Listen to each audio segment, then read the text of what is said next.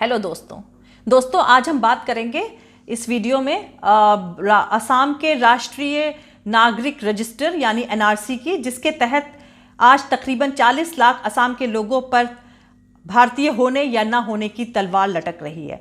और इसके साथ ही हम बात करेंगे इस एनआरसी की राजनीति के चलते हजारों लोगों के कत्लेआम की। आप में से शायद कुछ ही लोगों को ये मालूम होगा कि इस एनआरसी की राजनीति के चलते आज़ाद भारत का सबसे बड़ा नरसंहार 1983 में सेंट्रल असम में हुआ था, जिसके तहत ऑफिशियली तकरीबन 3,000 मगर अनऑफिशियली तकरीबन 10,000 लोगों का कत्ल कर दिया गया था बांग्लादेशी मुसलमान कह के, जिसमें से ज़्यादातर औरतें और बच्चे थे।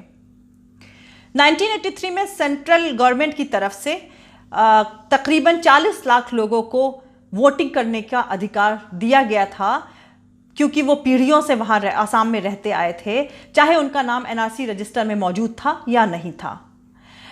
इस बात से कुछ वहाँ की लोकल पार्टीज इत्तेफाक नहीं रखती थी और उन्होंने उसका विरोध किया। वही पार्टीज आज भाजपा में गठबंधन के साथ सरकार बनाए हुए हैं। 30 जुलाई 2018 को एनआरसी की जो लिस्ट आई है, उसमें से वही तकरीब सेम संख्या यानी 40 लाख लोगों का नाम फिर से नदारद है। अब 2019 का इलेक्शन सर पर है तो राजनीति गर्मा गई है, वो होनी थी। राजनाथ सिंह जो गृह मंत्री हैं, उन्होंने संसद में बयान दिया है कि जिन लोगों का नाम एनआरसी लिस्ट में मौजूद नहीं है उनको घबराना नहीं चाहिए, क्योंकि ये फाइनल लिस्ट नहीं है। सुप्रीम कोर्ट की देखरेख में ये इसका काम चल रहा है, भाजपा का इससे कोई लेना देना नहीं है। मगर उसके ऑपोजिट जो हमारे भाजपा के अमित शाह हैं, जो डराने धमकाने के लिए जाने जाते हैं, मशहूर हैं, उन्होंने बिना फाइनल एनआरसी लिस्ट आए हुए इन लोगों को घुसपैठिया डिक्लेयर कर दिया और उसके साथ ही उन्होंने अपना धमकाने वाला भाषण शुरू कर दिया।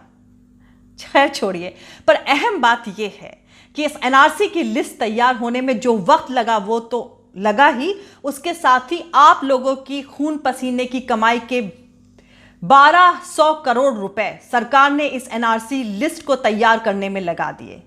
और उसका उतने पैसे खर्च करने के बाद, उतना टाइम खर्च करने के बाद जो प्रोडक्ट निकला वो ये बकवास इनकम्प्लीट एनआरसी लिस्ट, जिसको अगर आप देखें तो उसके अंदर पूर्व राष्ट्रपति फखरुद्दीन अली अहमद के परिवार के सदस्यों का नाम मौजूद नहीं है।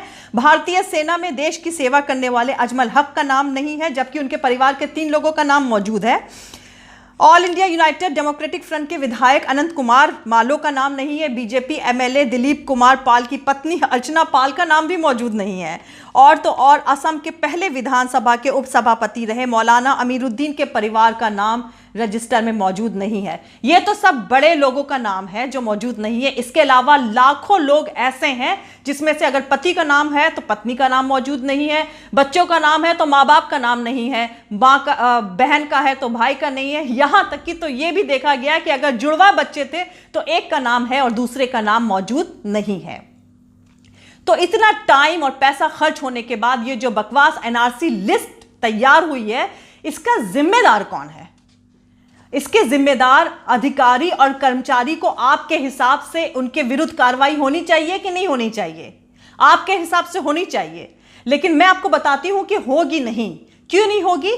क्योंकि इस जो 40 लाख लोगों का नाम मौजूद नहीं है, इसके जरिए इस इनकम्प्लीट एनआरसी लिस्ट के जरिए भाजपा को अपने मनपसंद मुद्दा जिसके थ्रू वो पहले भी राज करती आई है, हिंदू मुसलमान का मुद्दा मिल गया है 2019 के इलेक्शन के लिए।